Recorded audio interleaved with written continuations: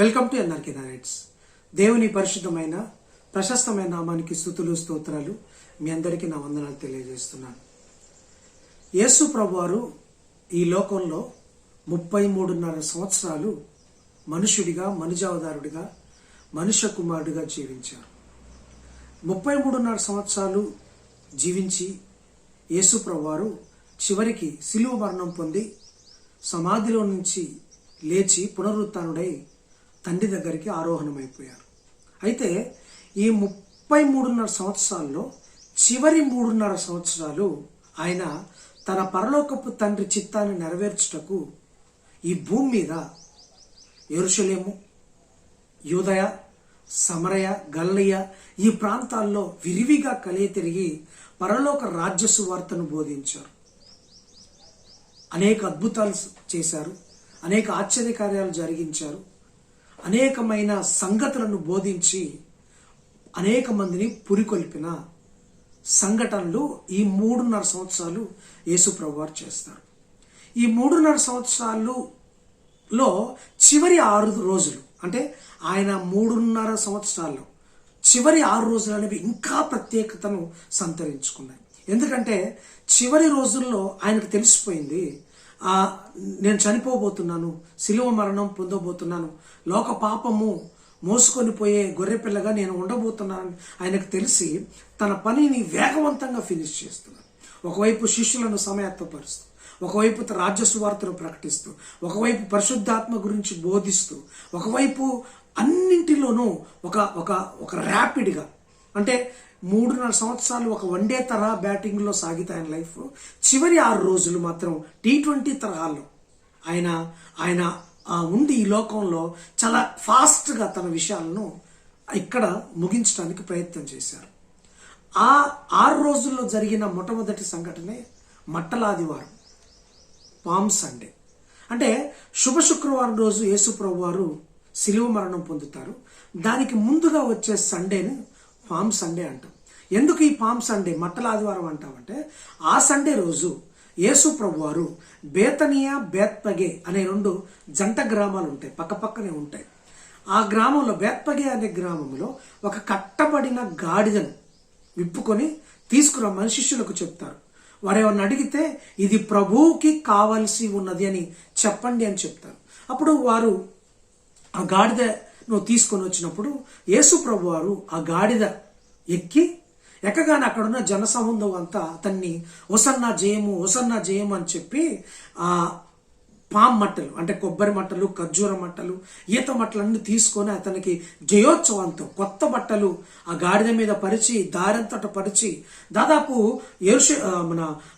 బేతనియా, బేత్పగా నుంచి యెరూషలేము వరకు ఒక విజయోత్సవ ర్యాలీ చేస్తారు యేసుప్రభు వారు. యెరూషలేము వీధుల్లో దేవాలయం వరకు వెళ్ళి అక్కడ ఇంతమంది జనం వస్తుంటే కలవర పడిపోతారు. అదే రోజు యేసు ప్రభు వారు ఆ మందిరంలో వారు వ్యాపారం చేసుకుంటున్న వారిని చెదరగొట్టి, అక్కడ నా మందిరము సమస్త జనులకు ప్రార్థనా మందిరం మీరు దొంగలగోగా చేశారని చెప్పి అక్కడ కోప్పడతారు. అంటే ఈరోజు దేవుడు గాడిదకు ఘనతనిచ్చాడు. ఈరోజు గాడిదకు ఎలా ఘనత వచ్చింది అనే విషయాన్ని మనం తెలుసుకుందాం. యేసు ప్రభు వారు మట్టలాదివారం రోజు గాడిద పైకి వెక్కి, గాడిదపై కూర్చొని అక్కడి నుంచి యెరూషలేముకు పయనమయ్యారు. సో జనసందోహం అంతా ఒసన్నా జయము, ఒసన్నా జయము, రాజుల రాజుకు జయము అని కొత్త బట్టలు, కొబ్బరి మట్టలు ఇలా పట్టుకు వాళ్ళు జయోత్సవాలతో, స్తుతి గీతాలతో, జయోనాదాలతో వెళ్తున్నప్పుడు ఆయన అక్కడికి వెళ్తూ ఉంటాడు. అయితే గాడిద పైకి ఎందుకు ఎక్కాడంటే, గాడిదకు ఘనతనివ్వడానికి. గాడిద అనేది ఈ లోకంలో ఘనహీనమైన జంతువు. దాన్ని ఎవరు పెద్దగా గుర్తించని జంతువు. ఎవరినైనా తిట్టాలనుకుంటే గాడిద పేరు పెట్టి తిడతాం. అంటే మిగతా జంతువుల కంటే గాడిద చాలా ఘనహీనంగా ఉంటుంది.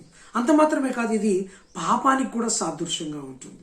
అంటే గాడిద అనేది మనిషి యొక్క పాపానికి సాదృశ్యంగా ఉంది. అంటే గాడిదను కానీ, గాడిద మాంసాన్ని కానీ తినేవాళ్ళు కాదు. ఎందుకంటే గాడిద ఆ కాల్లోని ఆ డెక్కలు చీలి ఉండవు, అంటే ముద్దగా ఉంటాయి. గాడిద ఆ డెక్కలు, కాళ్ళకు ఉన్న ఆ డెక్కలు, ఆ ముద్ర చీలి ఉండదు. అంటే మిగతాది గుర్రాంది కానీ తర్వాత ఆవు, ఎద్దు, గొర్రె, బర్రె ఇలాంటివన్నిటిని చీలి ఉంటాయి. ఇది చీలి ఉండదు కాబట్టి దీన్ని యూదా జాతి వారు కానీ మిగతా వారు కానీ తినేవారు కాదు. దీన్ని ఒక అపవిత్రమైన జంతువుగా చూసేవారు, ఒక పాప సంబంధమైన జీవితంగా చూసేవారు. దీనికి ఒక కాపరు ఉండేవాడు కాదు. అవే పొలాలలో పర్రలలో మేస్తూ వచ్చేవి. ఈవెన్ గొర్రెలకు కాపరి ఉంటాడు కానీ గాడిదలకు కాపరు ఉండేవాడు కాదు. అలాగే ఇవి ఏదో పని చేయటానికి, భారాన్ని మోయటానికి, అంటే ఒక చాకిరీ చేయటానికి ఉపయోగపడేవే కానీ ఇది పెద్దగా దీన్ని గౌరవించిన జంతువు కాదు, గౌరవం ఇచ్చే జంతువు అసలే కాదు. ఇటువంటి జంతువు, ఇటువంటి అనగారిపోయిన కడగా ఉన్న ఎవరు దీన్ని ఇష్టపడని, లేకపోతే ఒక అపవిత్రమైన జంతువుకి దేవుడు ఘనతనిచ్చాడు. ఎలా ఘనతనిచ్చాడంటే ఆడ ఒక కట్టబడిన గాడిద ఉంది. మనం కూడా అపవాది కట్లలో కట్టబడి ఉన్నాం. గాడిద లాంటి మనం, అంటే గాడిదలో ఉన్న జనంగా ఉన్న మనము ఒక పాపంలో, ఒక నీచమైన స్థితిలో, ఎవరు మనల్ని చూడలేని స్థితిలో, దేవుడికి దూరం అయిపోయి ఒక లెక్కలేని ఎన్నికలేని స్థితిలో ఉన్నప్పుడు మనకి ఎన్నికనివ్వడానికి, మనకు ఘనతనివ్వడానికి, మనల్ని పట్టి పీడిస్తూ మన మీద పెత్తనం చలాయిస్తున్న అపవాదిని అపవాది సంఖ్యలు విప్పడానికే యేసు ప్రభువు పరలోకం నుంచి ఈ లోకంలోకి వచ్చారు. అక్కడ కట్టబడిన గాడిదను విప్పి తీసుకొని రమ్మనండి, ఇది ప్రభువుకి కావలసి ఉన్నదని చెప్పారు. అంటే మనము ప్రభువుకు కావలసిన వారు. ఎందుకంటే ఆయనే మొదటగా మనల్ని ప్రేమించాడు. మనం ఆయనకు కావలసిన వారు. అపవాది కట్టల్లో ఉన్న మనల్ని ఆ కట్లు విప్పి తన యొక్క పరిధిలోకి, తన యొక్క కౌగిల్లోకి తీసుకున్న గొప్ప శక్తివంతుడు యేసు ప్రభువారు. ఆ కట్టబడిన గాడిదను విప్పి దాని మీద కూర్చొని, జనరల్గా గాడిదలు మోయడానికి ఉపయోగపడతాయి, దాని మీద కూర్చున్న పెద్ద ఘనత రాదు. కాకపోతే ఈ గాడిద మీద యేసు ప్రభువారు కూర్చున్నాడు కాబట్టి ఈ గాడిదకు ఘనత వచ్చింది. ఎలా వచ్చింది?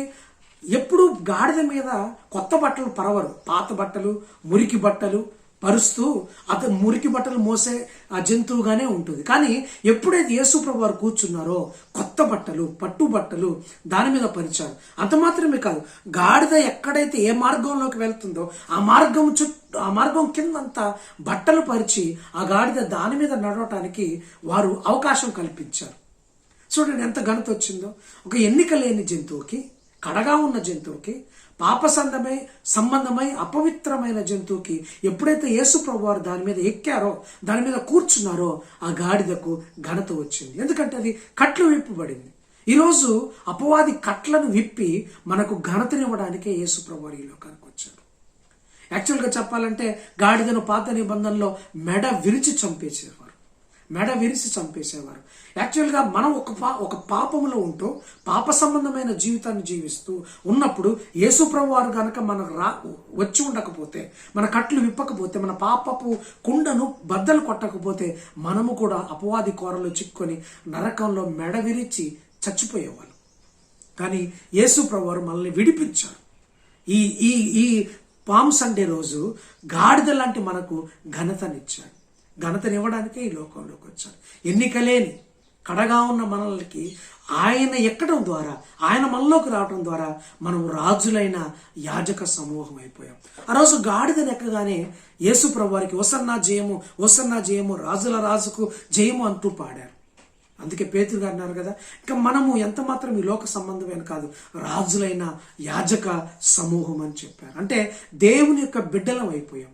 గాడిదలము ఎంత మాత్రమో కాదు, యేసు ప్రభు యొక్క వారసులు అయిపోయారు. గాడిద లాంటి మనకు ఘనతలు వచ్చింది. ఎందుకంటే యేసు ప్రభు వారు మన మీద కూర్చున్నారు కాబట్టి, మనల్ని మోసారు కాబట్టి, లేకపోతే మనకు ఒక ఘనతనిచ్చారు కాబట్టి మనకు ఆ ఘనత వచ్చింది. అట్టి ఘనతను నువ్వు పొందుకుంటే ధన్యుడు. ఇంకా పొందుకోకపోతే మీరు ఈరోజు ఆ గాడిద లాంటి జీవితాన్ని జీవిస్తున్న మీరు యేసు ప్రభు వారి దగ్గరకు రండి. ఆయన మీ మీద సవారీ చేస్తాడు, ఆయన మీ మీద రూల్ చేస్తాడు. ఆయన సవారీ చేసి రూల్ చేస్తే నువ్వు ఖచ్చితంగా నీ టార్గెట్ని రీచ్ అవుతావు. నువ్వు ఒక ఘనతగా ఈ లోకంలో నిలవబడతావు. అందరూ నిన్ను గొప్పగా చూస్తారు. అట్టి గొప్పను, అట్టి ఘనతను దేవుడు నీకు అందించును గాక. God bless you.